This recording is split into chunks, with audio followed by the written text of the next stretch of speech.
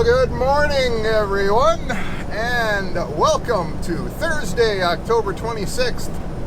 And it is a rainy day again up here in northwest Wisconsin. And it's about 8:15 in the morning, and I've been at it since, 5:30, something like that. Started up, had a 6 a.m. appointment at Cascades tissue paper plant in basically right in downtown Eau Claire. Huge facility, and it's always interesting to go into those massive paper facilities, those milling facilities. It's like you're in a different planet. So very nice folks there, cool guards. The guy that offloaded me, just as cool as could be, actually downright friendly, and offloaded all of the bulk shredded paper that was in massive bales in the trailer. And just as he's finishing up, I noticed that there was no more forklift activity, and I had the window down because it wasn't really raining at that point, and it was pitch black, darkness, and all of a sudden I hear a leaf blower going. I'm like, you gotta be kidding me. This guy took a leaf blower and blew my entire trailer clean while I was still sitting on the dock. Now, how's that for service, like beyond beyond the usual? Unreal. Usually those types of places, they're just like, take their stuff out and they want you off of their property immediately, and whatever mess is still on the trailer is your problem, right? That's the way trucking normally is. And I've always thought that it makes absolutely no sense, and this is not that I'm opposed to working by any means. I don't mind working. I'm fine with that. But it's never made sense to me that it's on the truck drivers to clean the trailers out when the customers offload the trailer.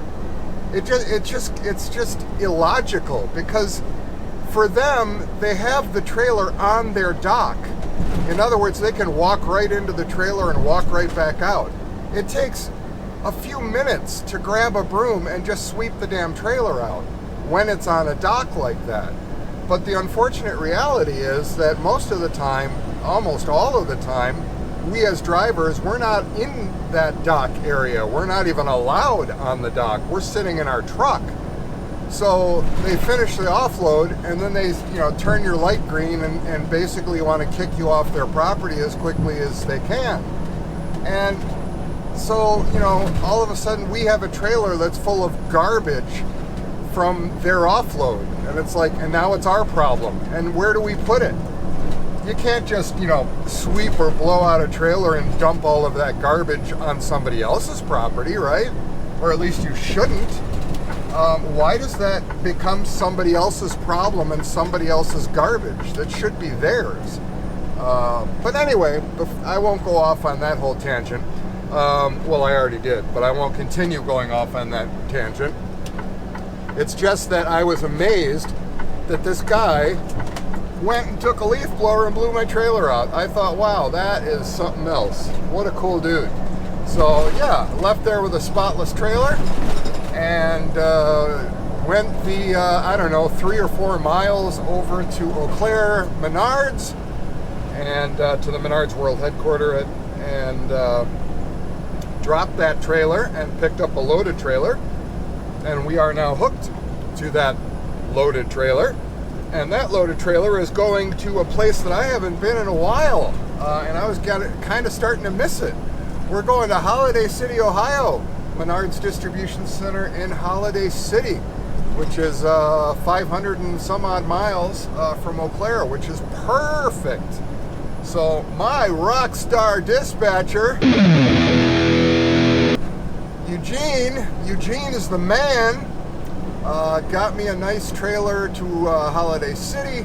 It doesn't deliver until tomorrow morning, which is actually exactly perfect, because it'll take me pretty much the entire rest of the shift just to get there, and then I can just park and on their outer yard there and deliver it in the morning. So absolutely perfect. And I have enough time to where I can get it there and not be in a mad, frantic rush. So that's a good thing. So, you know, considering I have to go through the greater Chicago metro and Gary, Indiana, the hellfire that is Gary, Indiana, you know, that's always unpredictable, Gary. It can sometimes, you know, surprise you and it's smooth sailings, but more often than not, it is a parking lot to some degree and absolute chaos. So we will see how Gary is today. But yeah, so that's it. That's our update. I didn't, you know, put any of the cameras on through all of that simply because it would have been pointless. It was pitch black and nothing was very well lit, so you would have just seen like blackness and truck headlights, and that would be about it. So it made no sense to try and videotape it. So, but here we are now, and we are rolling and heading to Holiday City, Ohio. So let's see what the day brings. Well, here we are in Indiana. And we are on Interstate 80. Just made it through the Gary catastrophe. Oh my goodness. What a shit show that is. Anyway, just enjoying the beautiful trees and heading towards Holiday City, Ohio. We are about 2 hours out, and I've got a little bit over that. Maybe another 45 minutes or so left on my clock after that. So the plan is I'm just going to pull over into their entryway lot at the DC there at the main gate, and I'm just going to shut down there tonight, and then I will drop off this trailer and pick up a loaded trailer tomorrow morning bright and early in the darkness. And that loaded trailer is going to a Menards store in somewhere in Indianapolis. I'm not exactly sure which one yet. Just because I haven't looked, and I know which one as far as, you know, I've got the address and stuff. I just haven't had a chance to look on the map and see which one it is and have it jog my memory and go, oh yeah, that one, because I think I've been to all of them. So yeah, we're going to deliver that, and then once we're empty, we're going to go, I can't remember the name offhand, but it's about 15 minutes away from that drop, and I can't remember the name of the town. It's also obviously in Indiana. We're going to get loaded up with a trailer that is going to go to North Dakota, but we are going to just bring that one back to the terminal in Plainfield and park it for another driver over the weekend to bring it out to North Dakota. So that is the battle plan. Should be a nice, smooth, easy day, I hope, tomorrow. We'll see. And yeah, I'm in my final 2 hours here, and I figured, well, I should switch the cameras on now because the trees are absolutely gorgeous. We made it through Gary, which is just not a place you necessarily need to videotape all the time. At least this is pretty to look at, and it's going to get dark here pretty soon. So yes, we're entering into that time of the year where pretty soon, before you know it, it'll be dark at 4 o'clock in the afternoon. So for all of us truck drivers, that means we do a lot of driving in darkness. Yahoo! Anyhow, it's not the end of the world. You get used to it. You adjust, but oh well, at least you don't have the sun like wailing down on you and burning the crap out of your arm and stuff. So there's that. So to look on the positive side. But anyway, I will leave it at that for now, and we will pick up in the morning. The following day. Well, good morning, everybody, and welcome to Friday, October 27th, I think? Yeah, October 27th. And we are sitting in the Pilot, or actually, I'm sorry, Flying J, like there's a giant difference. We are sitting in the brand spanking new Flying J in Edon, Ohio, or Adon, Ohio. I don't know how it's pronounced, but it's Edon, Ohio. right off of Interstate 80, and it is across the way. It's on the north side of the highway, and on the south side of the highway there's a Love's that I'm sure that people that travel this route are very familiar with, because that Love's has been there for a while. But this Flying J is brand new, and I watched it being built from a dirt lot into the spectacular place that it is now. So this place is massive. Tons and tons of parking here, especially for Ohio, because as you get farther east, the truck stops tend to get smaller. But I would have to say this place has at least 100 spots, at least, if not more. But I thought I would flip the cameras on and take you with me as we exit this place so that you can see it, and especially if there are any drivers that happen to do any driving in and around this area coming through this way. This place is still not showing up on GPS. It's still showing on satellite navigation as a dirt lot. So you know, it's easy to miss it unless you know it's here. I mean, they do have a very visible sign from the highway, so that helps. But you know, if you're planning your trip and you're planning a place to stay ahead of time, you won't necessarily see this place. So as you can see, the shop, the maintenance shop, is still under construction, so that's not open yet. And I walked into the store last night, and it obviously has just opened. Because you know, it wasn't like your typical Pilot Flying J, you know, packed full of stuff. Looked like they were still getting stuff sorted out and, you know, loaded onto the shelves and whatnot. But as you can see, this place is huge by East Coast standards, and all brand new pavement. I mean, it's beautiful. The inside is gorgeous. There is unfortunately no restaurant of any kind. There is that whatever they call that PJ Fresh whatever, you know, so they have like Flying J frozen meals kind of thing, and you know, one of those typical little islands with sandwiches and stuff, but that's it. So there's no Arby's, Hardee's, McDonald's, Burger King, whatever, and that's probably not necessarily a bad thing. All of us could probably tend to eat a little bit less of that garbage anyway, but as we follow our friends from Schneider here out the door, we will be passing here by the fuel island, very big fuel island, and a huge stretch for people to pull out and park, I guess. I don't know, that seems like a lot of wasted space there. Or maybe when they were originally planning it, they were planning to have it enter this way so that they would be able to have trucks waiting. But they decided to route it from the other direction, which I personally think is a mistake, because back there, there's not a lot of space back there for people waiting for pumps. So I don't know. It's not. I'm not an engineer. I don't plan these things. That's not my job. So we are going to continue our way out here. We're not going back to the highway because this place is super close to the Holiday City, Ohio, Menards DC. Instead of turning left and going back to I-80, which would make no sense. Oh, Schneider almost takes out a car this morning. Yeah, wake up there, Schneider. Don't be turning in front of cars. We are going to take a right turn instead and go right up the road here to Route 20. And Route 20 essentially takes us the, 14 or 15 minutes to the front gate of the Holiday. Well, it doesn't take us straight to the front gate, but pretty much takes us right to the DC.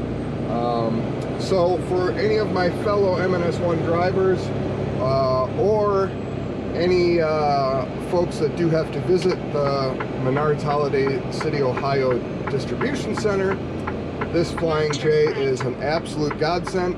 No more having to park on the side of the road or try to battle for one of the few spots in the front of the Menards DC, the parking lot there. No need for that.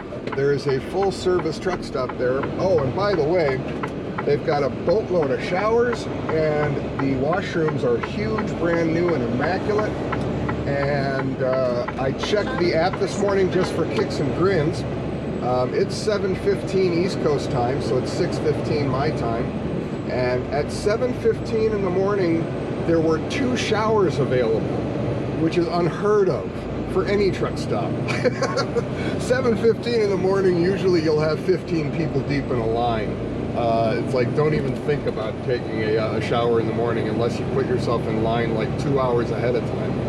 So that tells you the place hasn't been discovered yet. So anyway, we are on the road, obviously in darkness, and the sun is just starting to make its way up. And we're going to go do us a drop and hook. More later. 20 minutes later.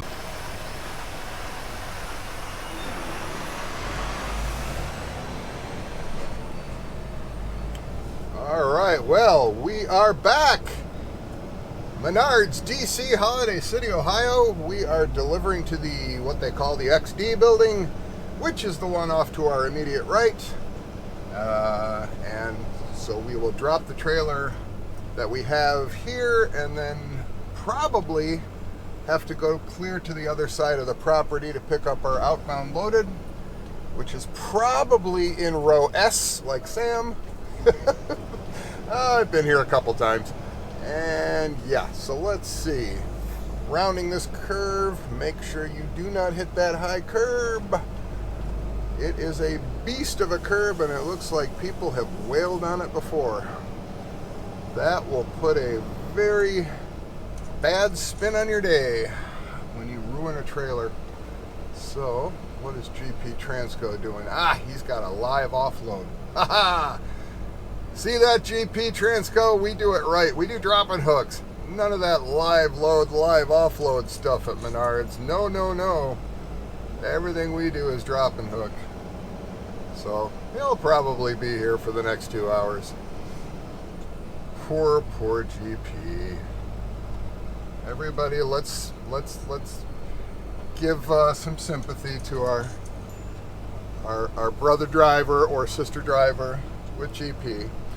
Anyway, I'm just messing around. I'm giving him crap. GP's not a bad company. Alright. So,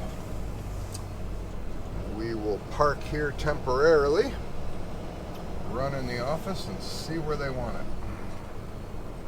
Because usually they just want us to drop it over to our left, but I don't assume that without checking, because they may ask us to put it on a door for them. And of course, I'm happy to do that. So, let's go find out. Well, exactly what I thought. Drop it in the lineup. And our loaded trailer is over in row S. So, I'm psychic. No, just done this a few times. Menards is real good about consistency. So, that's good. So we will drop this over here next to Keller and go try to find our loaded. So let's see if I can put it right next to him. Oh, this is kind of tricky actually. I haven't done this very often. Round the corner here, make sure we don't hit him. Yep. Yep. Oh my goodness. Boy is good.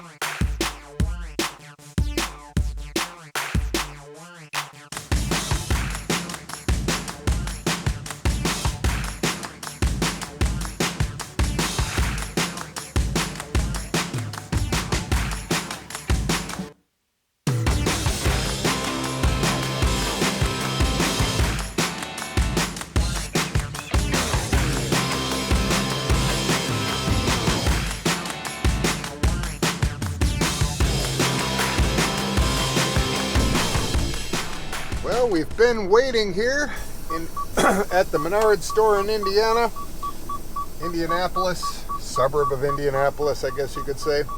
But a truck was just backing on right when we arrived, so yeah, it happens. It's all part of the deal. So it looks like he is finished. He is off the door. And as soon as he gets himself out of my way, then I can back onto that door. Turn right and then immediately turn left. So we will see how long it takes him to skedaddle. Hopefully not long. A little longer than a few minutes later. There we go. Excellent. Let's put her on a door. After 600 feet, turn right and then turn right.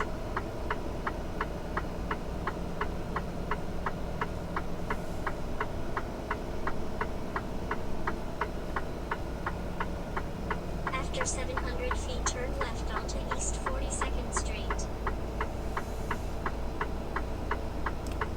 Da-da-da-da-da-da. Da-da-da-da-da-da. Yeah, we'll put it to music. Okay, I'll shut up. And Turn let's left go. onto East 42nd Street.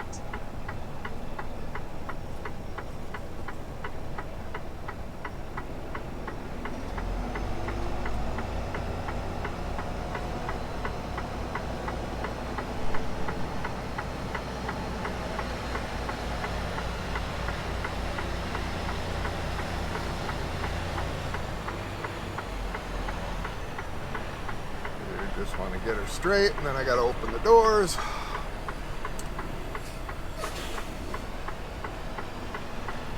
make a U-turn and then turn left.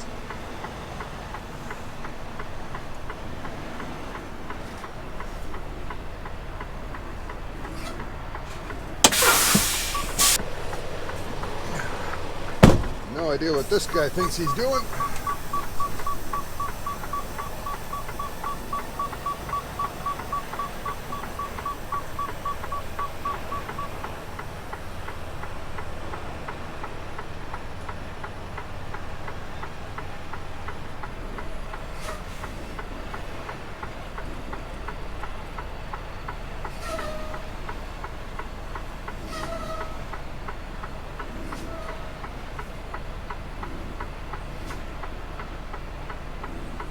Oh, look at the guy go. Scary how talented he is. Oh, shut up, Dirk. Good enough.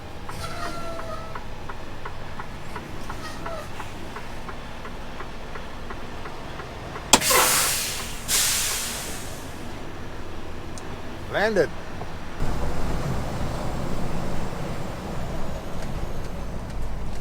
And a perfect ending to my week. Yes, that's right. Turning off of I-65 North onto Interstate 80 in Gary, Indiana. Oh, yes. Always a good time. Friday, 5:45 p.m. I couldn't think of a better place to be, I tell you what. Anyhow, we made it through our drop and hook. It was actually kind of boring, uneventful, you know, just a warehouse, drop and hook, blah, blah, blah.